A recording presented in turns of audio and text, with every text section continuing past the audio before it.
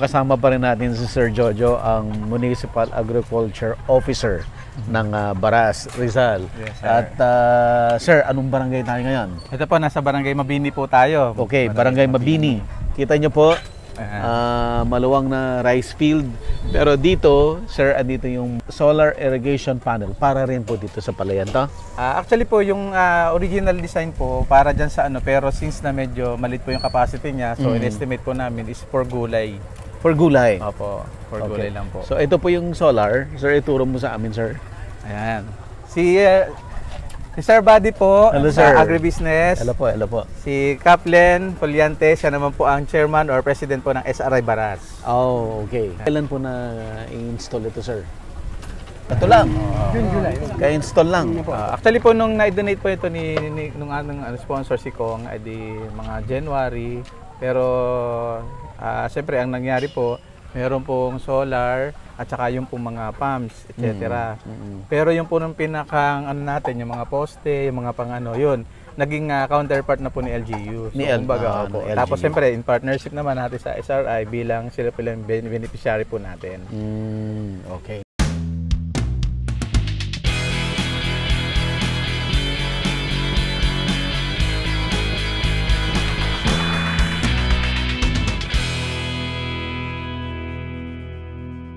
Available na po ang agribusiness merch sa Shopee. Ang link nasa description box.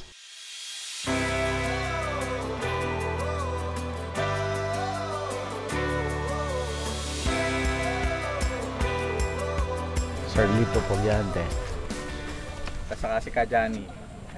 Ang aking sekretary po. Okay. At siya rin po may-ari nitong lupa. Lupa. Okay. Okay, si Sir Lito Poliante ang presidente po ng SRI Baras SRI. Farmers. Anong ibig sabihin ulit ng SRI? System of Rice Intensification. System of Rice Intensification. Anong ibig sabihin nun, sir? Siyempre pagka sinabi intense, malakas, malakasan. Malakas ang ani. Malaking Kasi ani. yung pong method na yun ay method para sa rice. Na kung saan po yung isang organikong pamamaraan. Organic para sa rice. Opo. Okay. Okay, sir. So, paano nag-work ngayon ito? Itong solar ninyo? Pinaandar po namin, kasi ang balak po namin, mag-integrated farming. Meron kaming gulay, meron kaming palay, meron kaming palaisdaan. At nagkataon po, binigyan kami ni Congressman at tinulungan po naman kami ng LGU. Dahil napakabait po ng aming mayor. Pero so siya, intended po siya sa palaisdaan. At yung po sobrang tubig, para po sa gulay at sa palay. Kasi pagka meron na pong laman yung aming palaisdaan, siyempre, hindi na kailangan ng tubig nun. Asan pa yung palaisdaan? Doon po. Malayo? May dadaan tayong shortcut. So ito po gumagana na? Napakinabangan na po ng saan? Palay. Ito, itong palay na to. Kwentuhan nyo na lang kami kung anong mga maayos na nangyari. Ang tinatanim po namin, dahil organic, nag-concentrate po kami sa colored rice. Colored rice? Anong red, black? Red and black, purple. Yung unang taon namin, so, colored po ito? Ayun po, yung nakita mo yung parang may mga placard na yun. Yun, may mga colored rice po yun. Andun yung colored rice. Kasi nung pong first year namin sa samahan, alos lahat yung nagtanim ng colored rice. Ang problema, wala kami mapagdalan. Walang buyer? Bakit? Unang-una, ang pinakabayar namin ang LGU. Ayun, nakakabawas naman. Pero sa isang magsasaka, kailangan pagkaani mo, mabili lahat. May bayar ka agad para meron kang puhunan sa susunod. Ilan po kayo ngayon? 23 kaming members ng SRI. Na gusto pa namin madagdagan at para maging organic town talaga ang Baras. Okay. Kahit naman po yung white, inaalagaan namin sila organically. So ilang hektarya po 'yan yung colored rice niyo? Nasa 12 lang. 12 hectares. Hindi pa nagpo-full blast nga at mahirap yung bentahan. Kaya kami naghanap na yung talagang malaki yung Buyer. Anong sabi ng LGU? ay maghanap din sila. Naghahanap sila ng buyer. Sayang at medyo papasulong na kami. Medyo na ulit na kaunti. Kasi pagka binenta mo naman yung puti rin siya pero hindi ginamitan ng chemical, ganun din ang presyo ng ano. Kung ano yung presyo ng puti na makikita mo sa merkado, ganun din yung magiging presyo ng organic na puti namin na-produce. So mas mahal yung colored Oo. Ano po siya ng 60 to 70 per kilo. pag colored. Yun naman siguradong may vitamina. Kasi tinatanggal lang namin ng balat eh. Sino pong nagmimil? Dumadayo pa po kami ng pililya o kaya morong. May nagmimil doon ng pang-colored. Na kung saan naman po may dagdag na presyo dun sa colored rice naman. Mas mahal. Mas din mahal. ang bayad ninyo. Para nasa 4 na ngayon ano? Bayo. Bayo. Ano po, 4 pesos. Dati 3 pesos. 4 pesos. Oo, kasi nagtatanim nga po kami ng colod. So, Dito kasi. medyo nag-ano rin ako. Sabi ko, baka naman magkaroon ng rice. Kasi ang baras po, wala pa talagang walang rice mill. Noon meron, no? No. Pilipino pa. Pero ngayon, dumadayo pa kami sa ano. Ibang bayan. Oo, para lang magbabayo. Tapos special pa yung dinadala namin. Yung babayuhin. Babayuhin. 4 pesos ang bayad, 2 salin yun. So kung meron kami sariling... Sa DA may binibigay, kaso ang pinaka-problema na ngayon, medyo malang lupa, wala na mag-donate ng lupa. Para din sa, kunyari, tatayo mong pabayuan. So may bibigay ang DA? Oo, ang problema yung Yung pagtatayuan. pagtatayuan. Kasi kami nagsasaka, wala naman kami sarili din lupa. Ano lang. Nakikisaka lang din kami. Kaya kung yung pinakamahirap na magsasaka, baka kami yun. Dahil wala kami sariling lupa. Pero nabubuhay naman sa pagsasaka. So, at ang isa pa, nabanggit po ba yung problema namin sa market? Yung nga pinag-usapan namin kanina. Kasi pagdating sa color, mga pigmented, yung white, madaling ibenta. Pero pagdating dun sa sa color, Specialty kasi. specialty. Siyempre, kami nagtatanim ng Sergio. color. Paano yun? May problema daw sila sa market? Na-release na naman po yata. Actually po, yung sa market naman po, way back 2017, ang ginawa po ng LGU, may tinatawag po na yung program po ni Mayor Casey that time, yung tinatawag na Plan Now Pay Later. So kasi pagka may soft loan po si farmer, ngayon instead na ibabayad po niya ay cash, ibabayad niya po ay yung pupalay. So parang nagagamit din ng LGU for promotion. Siyempre pagka naging bigas na siya, ginagawa ng token o mga regalo or mga ganyan po. So ang naging maganda lang po noon is instead na, kasi pagka white rice, on the average sabihin natin na 16 to mahal lang 18 eh. Diba? So mangyayari. Pero pagka naman itong ibabayad nila is yung colored rice po, kinukuha po ni LG yun ng 34. Kumbaga may value adding na. So going back naman po, yung sinasabi po na So ngayon nakikipag-link naman po kami sa DTI. So nagkaroon na po ng initial po na step tungkol po doon. Ang na lang po inintay namin is yung respond ni DTI Rizal para doon sa mga ka-partner. Pero actually may nakasunod na tinatawag na sa Antipolo yung food basket. Pero so parang na lang po talaga is yung continuity. Kasi nasample na bumili sa kanila ng nung Mga gulay. nung salay at saka gulay nung last time eh. Pero yung rice, hindi pa? Pero sa rice hindi po kami nakakapag-test, sample. So yun na lang po yung siguro isa nating medyo tututukan. Nakakakuha naman po ang LGU sa amin. Kaya lang, pagka kailangan lang po nila, yun, saka sila nakakakuha. Kaya hindi kami problema naman full po, blast nga talaga ng talim. Pagka kailangan naman ni farmer Kailangan mabilis. kailangan ni farmer ng budget, kailangan niya maibenta. Kailangan mabilis mabenta. po medyo malaki na rin po yung bulk ng kanilang production color. Oo. So unlike before siguro nag-start lang sila mga isang Konti-konti hektarya lang. Oh. So siguro mga nakakailang bags na kayo malapit in ka, sir. total. Yan. Nakakailang total. Sir, dikit ka. Nung meron nga na surplus ng colored rice, umabot kami ng siguro may 100 kaban. Oo. Ang surplus. Ano na, oo. Hindi na mabili. Kaya nangyari doon kinukuha na lang presyong bigas din na Ordinary bigas. Naku, So, sana yun, sayang yung yung medyo- hirap na inano namin. Talaga is more siguro promotion pa rin at saka sa marketing link pa rin. Siguro isang natin yung sa DA naman yung sa AMAD. Yung para po sa kasi iba may sinasabing mga kadiwa o mga ganun po. So siguro mas katulad niyan, meron naman ongoing tayong FFS, nandiyan lagi si DA at saka si ATI. Siguro kumbaga sa siguro i-echo na lang uli natin sa kanila yung mga ganong concern, lalo sa DA, sa True Aman, tsaka DTI Rizal. So very active naman sila. Yung hinahanap na lang po nila ngayon is yung buyer mismo. So kaya po sa amin, may naka-program din na tinatawag ko na training din or sabihin natin na seminar on packaging on labeling.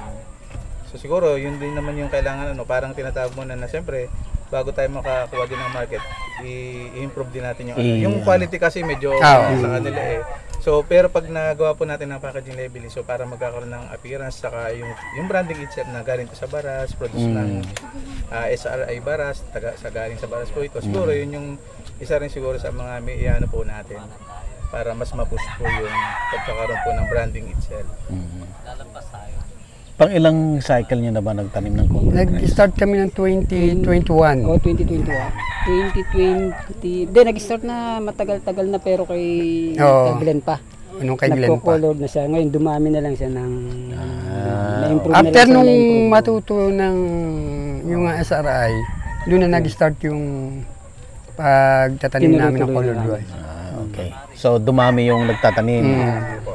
So kaya ngayon kailangan ma-match naman ng Kasi organization nila na-strengthen na, may production na sila, so marketing na po yung next step na nila. Okay, so yung mga audience po natin, kung kailangan niya ng colored rice, brown, black, red, purple, iba-iba pa pala, no? Marami po dito sa Baras. Sino pong kukontakin? Kahit si Mau, okay naman. Si Sir Mau sa Office of the Municipal Agriculture Office or kayo rin, pwede rin kayo sa organization ninyo. Sir Danny, ano bang contact detail na para sila dumiretang bumili sa inyo? Office of the Municipal Tourism pwede rin. Yun, Office of the Municipal Tourism din ng Baras, pwede rin kontakin. Or directly po kay Pangulong Lito. Kay Pangulong Number Lito. niyo, sir. Ang number ko 0997-137-3974. Ayan. So baka dumami ang textmate ni At Pangulo. kailangan namin ng Suporta. Kailangan ng suporta, hindi textmate. Ayan. Actually po, bukod po doon sa nabanggit ko kasi yung pong DILG po kasi natin, siyempre very sila sa mga support po sa ating mga farmers. Meron po silang tinatawag na MC, Memorandum Circular, na yung tinatawag pa na buy local. So kaya po sabi nga po ni Kajani, so si LGU itself, so pagka may mga program katulad po nung di ba marami na rin mga bigas, even po sa federation, di ba yung mga yung kita food ng stamp, for food stamp, yung binibigay pa sa MSWD. So instead na mag-purchase sila sa commercial sa farmers na po bumibili. So marami pong initiative po si LGU na katulad nun. Even po yung nakaraan, nagkaroon po nung sa mga solo parent, kasi may ganun din, may food stamp din siguro. Tapos instead na yung binibili dati na mga gulay, binibili sa private na ganun. So sa farmer level sila Pangulong Jess naman po. So doon naman po pinapadaan. So yun na po yung ilan sa mga initiative po ng ating LGU. Ayun, so may ginagawa naman po pala na So siguro parang kailangan lang ng konting, yun nga sir, ang concern nila, gusto nila pag naani benta agad. Magkaiba nga po yung puti sa sa colored. So may konting challenge but somehow Siguro konting ano pa, ma-perfect din. Opo. Kasi actually yun po yung ang maganda naman po sa atin, yung mga concern po ng mga farmers natin, ito po yung tinatawag natin na good problem. Okay. Kasi before wala naman pong ganyan kasi wala silang production. So kaya tayo nagkakaroon ng problem ngayon is because na-strengthen na sila. So marami na sila napuproduce. So ito na yung ano natin. Kumbaga nandun tayo sa tinatawag na next step na mga kailangan po natin bigyan ng ng consideration. So yun po yung ano natin. So tsaka bukod po doon, ayun nga, yung mga link natin sa DA through AMAD, sa DTI Rizal natin. And of course, sabi natin na si LGU itself kasi meron po yung mga tinatawag na pag-purchase po ng mga local products katulad ng yung rice, tapos yung mga vegetable. And iba pa nga, kasi yung iba katulad ng eggs, hindi nga lang kaya pa ni farmers, pero nado na po yung pag-support po natin sa ating mga farmers. Ang ano lang po talaga natin, siyempre medyo dadaan tayo sa tedious process din. Pero hoping na yun pa rin naman yung ano. Pero again, sabi nga po, ito po ay good problem kasi actually in Rizal, dito sa Baras lang naman din po mayroong sabi natin na available na medyo bulk Colored. Mga ganong colored rice. Yeah. Nagbibreed din po ng... Nag-breed kayo? Pinagko-crossbreed namin yung... Anong pinagko-cross mo, sir? Meron akong F5 dyan, tinross ko yung black in Encanto sa 218. Tapos meron akong napulot na black kasi farmer, alam mo pag may nakita ko na iba, may nakuha akong black, tinross ko sa black to black. Kaya meron ako dyan na purple black in Encanto F5. Kaya maraming kulay yung aming naitatanim. Ibig sabihin, F5 siya, pang 5 generation na siya. Bago maging stable. Palang marating niya yung F8, stable na siya. Paano mo na pag-aralan lahat yan, sir? Naituro po ng sa FFS. Tinuro rin sa FFS. Pumasok ang C-Rice. Siya yung nagturo. C-Rice? Sino yun? Isang NGO po. NGO. Parang yung Bibreed talaga siya. Southeast Asian. NGO private po siya. International NGO. Nagbibreed po sila pero ang registered breeder po ang IRI at ang Pilrice. Sila po yung talaga nagbibreed ng palay. At meron din pang iba pang nagbibreed pero yung C-Rice is NGO. Parang yung kanilang kalaman tinuro nila sa farmer na hindi naman na ituturo ng IRI at Pilrice. Pilrice sa amin. So yung nalalaman nyo, hindi pa nalalaman ni Pilrice? Alam na rin. Alam na po. Dahil nagbibreed sila eh. Nagbibreed po sila. Pero sarili nyo? Alam po nila. Okay. Kaganda nga lang po doon sa NGO, yung pagbibreed, hindi nila sinarili, kinalat sa mga farmers. Kaya po, mga puro bagong breed. Mga placard na yan. Ayan, lahat yan. Ito itong nasa gitna pa niyang kulay na yan, black rice po yan. Galing, F5 ko na black rice. Mga kaharap natin, mga rice scientists pala, mga kaharap natin ngayon. Ayun, opo. So actually ang pinaka dagdagan ko lang po yung inputs nila. So way back 2019, nagkaroon po din na Farmer Field School with ATI, tsaka yung C-Rice. So kumbaga, yung process po na yun, so naituro nga po yung rice breeding, nakapag-develop nga po si Kajani na actually ang sabi nga po doon is F8, so ibig sabihin na 8 times na itatanim para maging stable siya, so that is 4 years, so naka-graduate na yung na yun. So ang pinaka-concern na lang kasi ang sabi doon sa manual is yun daw pong local farmer natin na nakapag-produce or nakapag-crossbreed ng palay, so meron siyang right na para siya yung magbigay ng pangalan kung sabi natin output niya. Pang-report. So siguro meron na siyang na-prepare na ganun. Kaso ang pinaka nga natin is hindi naman si C-Rice kasi ang magbibigay ng tinatawag po natin na yung parang registration or patent ba yun, kung ano po, it's IRI and Pilrice. So yun, medyo na doon kami sa portion po na ganun or yung step na ganun na nakagraduate na siya, pero paano ngayon i-apply kay IRI o kaya kay Pilrice para ma-register po yung kanyang breed. I think ang Pilrice yan. Phil Rice kasi ano, Tsaka parang hindi sila nagwe-welcome ng ano, ang alin po.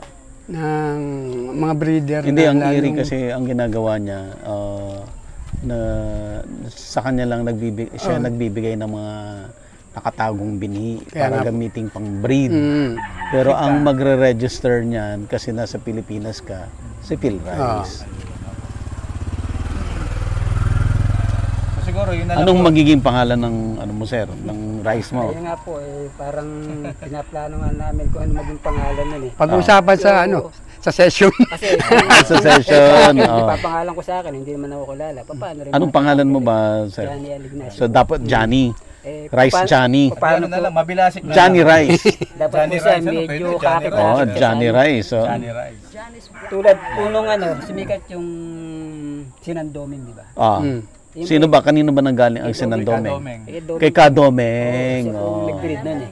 Meron pong tinawag na Kinanda sa Kanda, Quezon.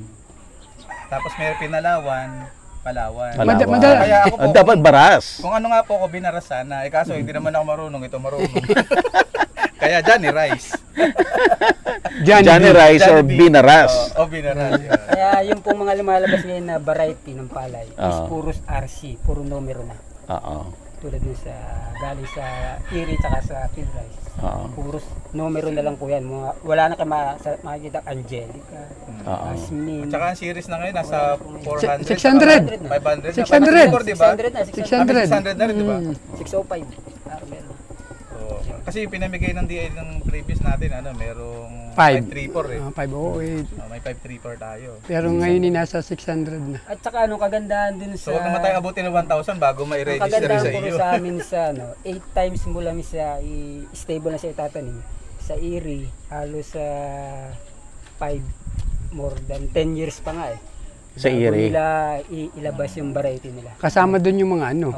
Yung pagtetest. Hindi kasi ang Erie po, yung Matagal ilalabas nila for international yun. International ang gagamit. Pero ang ano, ang, Hindi katulad ng Phil Rice. ang Phil Rice, kung yung gawa sa Pilipinas, yung Phil Rice, tapos sa kanan lang nila ito turn over yon kay Erie para gagamitin naman ng international.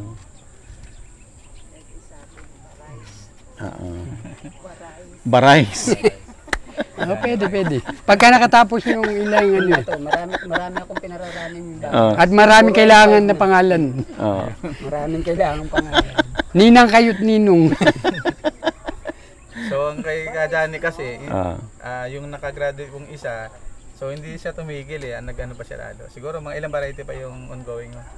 Ay, hindi lang isa ang variety mo, sir. Ayan po may mga binibreed. Kung ilan yung placard na yan. Yung placard, yun po yung bago. 8 po ata yan.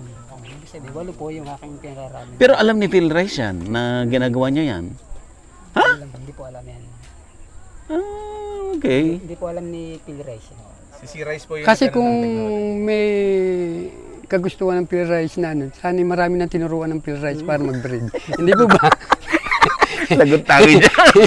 Lagot tayo dyan. Ibig sabihin, wala sila Mawawala na sila ng trabaho. Hindi sir, baka hindi pwede niyang i-coordinate kay Phil Rice yan. Anong gagawin dyan?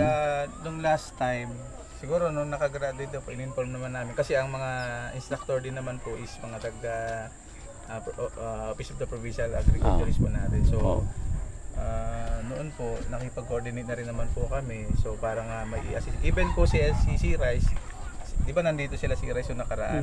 Last week yata. So, ano na rin po yung, na-address na rin naman po namin yung concern nila ka Janice. Siya mismo, talagang ni-report din niya. So, ang inaano na lang siguro sa namin ngayon is, ano po yung may tulong din ni si Rice. Kasi since na malaking organization din sila, pero sa part ng LGU, siguro kung ano man yung mga recommendation niya, siguro baka pwedeng mag-communicate na lang din tayo kay Phil Rice. Gaano ba kayo importante na ma-register yan? O baka naman pwedeng hindi na i-register at magbenta na lang tayo ng rice. Pwede naman pong ganun. Pwede naman pong ganun, kaya lang para... Huwag lang siya mapapagod na maghanap ng magandang Sa akin variety. pong palagay, Oh. merong batas na mababiolate siguro. Pag hindi mo rin register.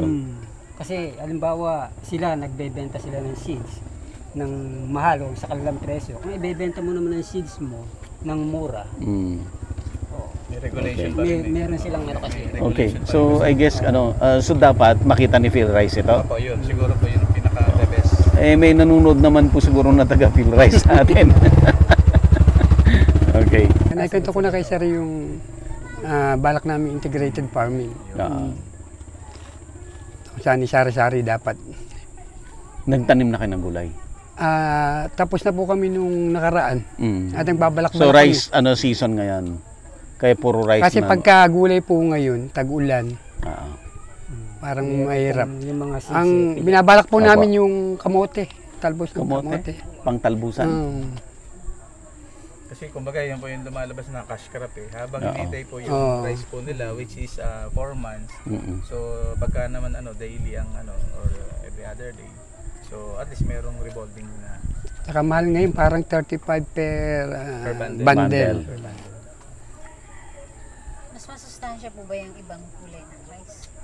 Ayun po. Kasi yung kinakain yung puti ay parang walang sustansya kundi carbohydrates lang. Kumbaga sa asukal na puti, di ba? So masyado na siyang Kaya nga, Refined yan na kasi. siya. So unlike dito kiniskis sa maigi nawawala po kasi yung Yung rice darak. bran, yung darak.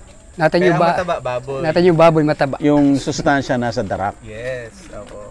Mas mahal yan.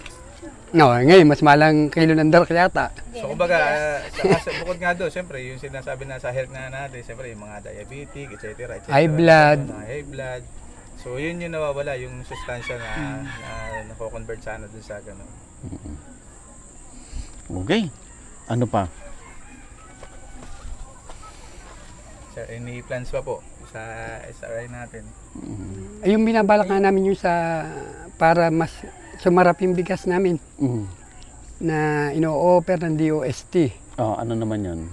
Yung kasi meron sagkal dun sa yung pagka tinanggal mo lang yung balat. Para meron silang makina ngayon na produce Yung pa rin ang kulay.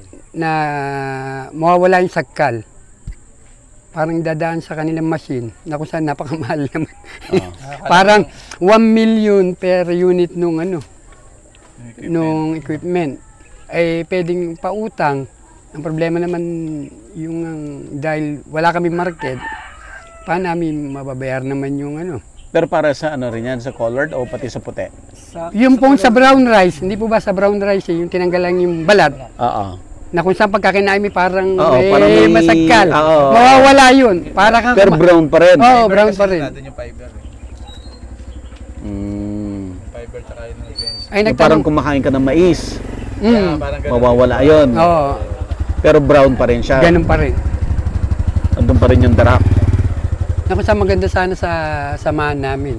Kaya naitanong ko nga doon sa DOST, hindi po ba pwedeng ibigay nyo na lang?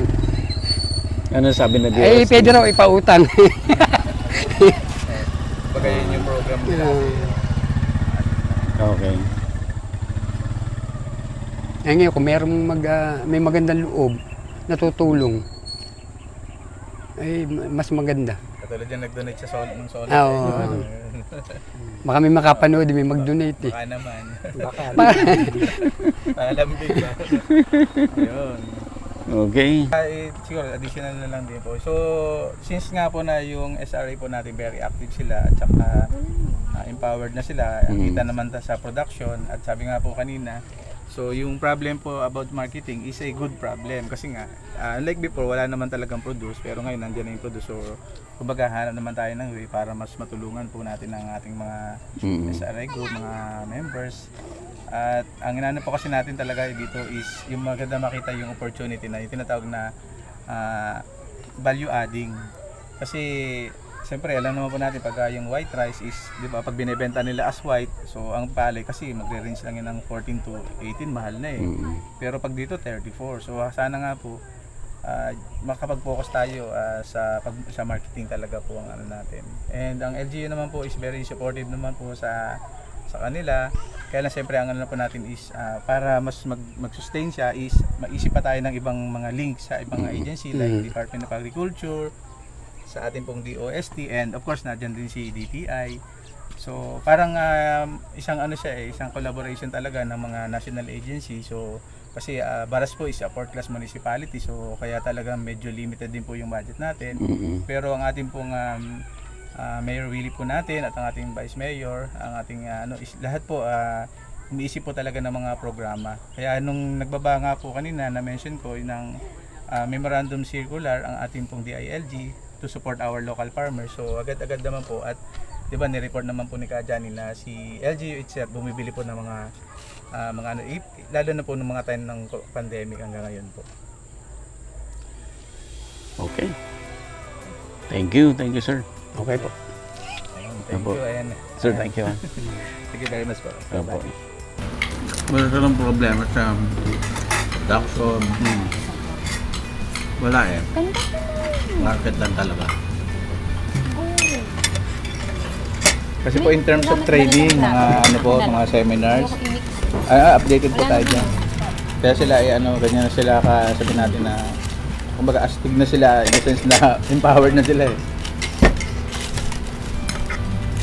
Yung PGR po na yun, so product po yun ng ating mga pa-training. Even po yung yung SRI, dun din po, training din po yun. So yung FFS Farmer Field School, nanganak ng PGR, yung rice breeding, yung isang FFS naman po is SRI. So yun, mga product po yun ng mga pa-trainings po natin sa kanila. Maganda lang, talagang in-adapt nila. In-adapt po nila. Ganda oh, ano tree yan. Laki. Ganda.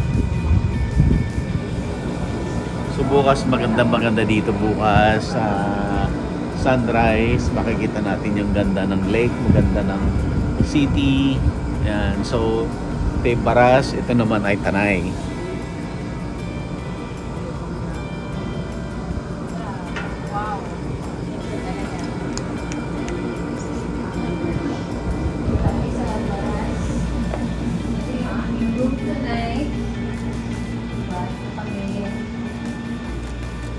Mamaya naliliwanag. Were you gonna... Available na po ang agribusiness merch sa Shopee. Ang link nasa description box. Agribusiness, how it works. Instruct, inspire, succeed.